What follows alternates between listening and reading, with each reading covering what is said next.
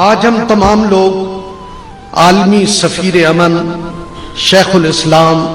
Doctor محمد طاہر القادری آپ کو خراج عقیدت پیش کر رہے ہیں۔ میں آپ کو بغیر کسی تردد کے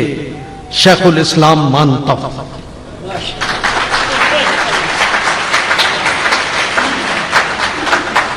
کوئی چیز چھوٹی نظر آئے،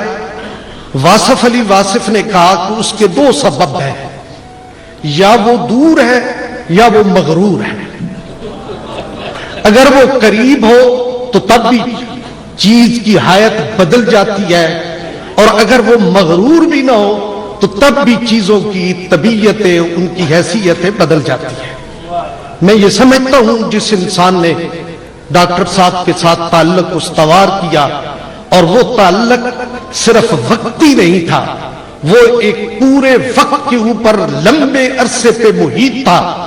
تو میں نہیں سمجھتا کہ ڈاکٹر طاہر القادری صاحب کے بارے میں کسی کو کوئی ابہام رہ جاتا ہے۔ میرا اس ذات کے ساتھ تعلق میرے والد گرامی سے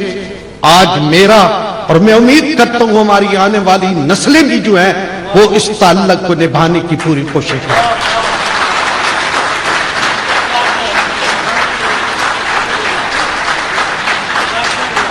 میری دوسری گزارش یہ ہے کہ ہم لوگ دیکھتے ہیں کہ قبلہ ڈاکٹر طاہر القادری صاحب جو ہے، آج ان کی اتنی خوبصورت ہم نے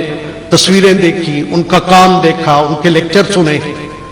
میں اپنے طلباء سے یہ عرض کرنا چاہتا ہوں، یہ سب چیزیں زندگی میں مفت میں نہیں ملتی۔ یہ اتنا ظالم معاشرہ ہے ہمارا پاکستان کا اور دیگر، کہ اس میں بازار میں آپ صابن کی ایک چکی لینے جائیں، تیل کی بوتل لینے جائیں، ٹمٹمانے کے لیے ایک دیا سلائی لینے جائیں، دنیا میں کوئی مفت نہیں دیتا، اس کی قیمت ادا کرنی پڑتی ہے۔ آج طاہر القادری اس مقام پہ ہے تو وہ مفت میں اس نے یہ مقام حاصل نہیں کیا، رات اور دن اپنی آنکھیں پھوڑی، اپنا وقت صرف کیا، علموں کو حاصل کیا، کتابوں کو اندر ڈالا، محبت کی چاشنی دی ہے، پھر جا کر طاہر القادری بنتا ہے۔ اس لیے حضرات محترم، میں اپنے طلباء سے خاص طور پہ اپنے طلباء سے میں اس لیے یہ عرض کر رہا ہوں کہ ہمارے ہاں زندگی میں جو گلوری نظر آتی ہے، جو شان و شوکت نظر آتی ہے، اس کے پیچھے جو محنت ہوتی ہے، رت جگے ہوتے ہیں، آہیں اور آنسو ہوتے ہیں، سسکیاں ہوتی ہے، اللہ کی بارگاہ میں التجائیں ہوتی ہے، وہ غیر محسوس اور نہ جاننے والے لوگ جب راتوں کو اٹھ کے اللہ کی بارگاہ میں التجائیں کرتے ہیں، پھر جا کر یہ مقام نصیب۔ اس لیے میری دوسری گزارش یہ ہے کہ کوئی بھی اگر بننا چاہے طاہر القادری شیخ الاسلام، تو بھائی اٹھو، راتوں کو جاگو، اللہ کی بارگاہ میں جھکو، ذہن اور قلب کو پاک کرو، رزق حلال پہ قناعت کرو، میرا رب تمہیں بھی یہ مقام عطا کرے۔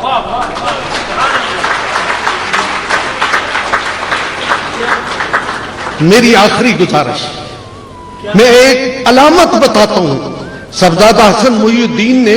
مجددوں کی علامتیں بتائی ہیں، ان کے اوصاف بیان کیے ہیں، میں ایک علامت آپ کو بتاتا ہوں۔ آپ نے اگر جانچنا ہو، آپ نے پرکھنا ہو، آپ نے یہ دیکھنا ہو کہ یہ ہستی سچ پہ ہے یا جھوٹ پہ ہے، تو آؤ اس کی اولاد کو دیکھو، اس کی نسلوں کو دیکھو، اس کے قریبی لوگوں کو دیکھو، اگر وہ تمہیں اس کے اوپر وارفتہ اور فریفتہ نظر آئے، مان جاؤ یہ انسان سچا ہے۔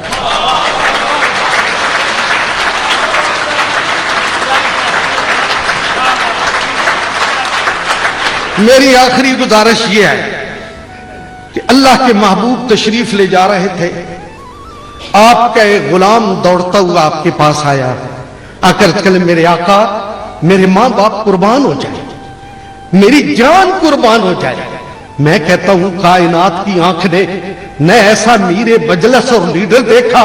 اور نہ ایسے غلام دیکھے کہ گفتگو کا انداز ہی یہاں سے شروع ہوتا ہے میرے آقا میں قربان ہو جاؤں، میرے ماں باپ صدقے ہو جائیں، میں نثار ہو جاؤں، یہ بات کر کے آغاز ہوتا ہے۔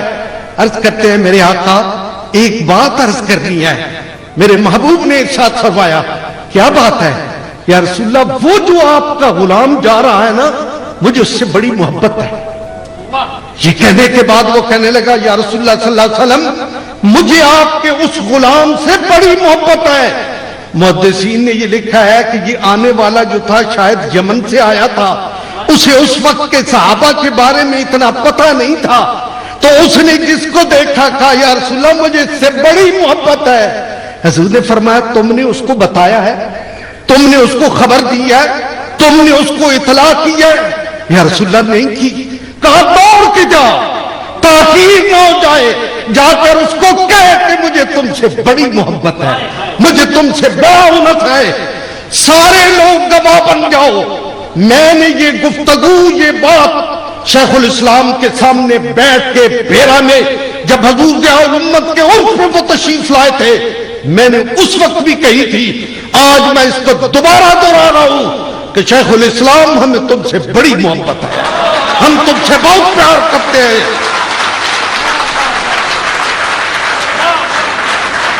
اور عرض کرتے ہیں اللہ کی بارگاہ میں مالک ہم سنیوں کی اس سوغات کو محفوظ رکھنا، ہم از حد قحط الرجال کا شکار ہیں۔ آج ایک نصیب ہوا ہے اس کی عمر کو دراز کرنا، اس کے پیغام کو عام کرنا، اس کی شوقت کو بڑھانا، اس کی گفتگو کو شرف قبول بخشنا۔ ہاں ہم اعلان کرتے ہیں ہم تم سے